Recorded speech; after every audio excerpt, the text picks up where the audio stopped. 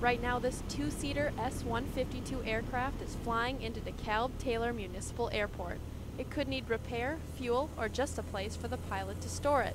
These are all services that the airport provides, but the difference these days is who's providing it. The city of DeKalb is now running the airport. They kicked out the former operator, DeKalb Aviation, back in December.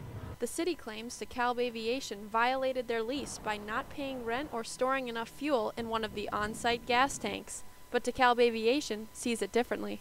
It's not true. We had usable fuel in the ground. We had several hundred gallons of usable fuel in the jet. We had several hundred gallons of usable fuel in the 100 low lead. The reason it was so low is the city had been telling us for 6 months that they kept telling us they're going to buy the FBO from us. So we had no incentive to put a lot of fuel in the ground for this, than to leave it there for the city. DeKalb Aviation admits they started having financial trouble last year, and the city agreed to bail them out by buying their lease. Instead, they claim the city just strung them along until DeKalb Aviation no longer had the money to pay rent. DeKalb Aviation claims that behind the scenes, the city's real plan was to replace the operator with a different company, Fly America, through a sweetheart deal between the city's airport manager Tom Cleveland and Fly America owner Jeff Kohlert.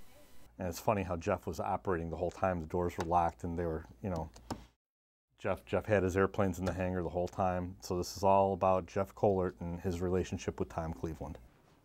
Despite repeated attempts, we were unable to get Tom Cleveland to respond to these accusations. The airport is up and running normally with the city as the new operator, but this is the fourth time management has changed in the last 7 years. With this rapid turnover, DeKalb Aviation says the future of this airport is up in the air. From DeKalb Taylor Municipal Airport, I'm Kelsey Passelt, NTC News.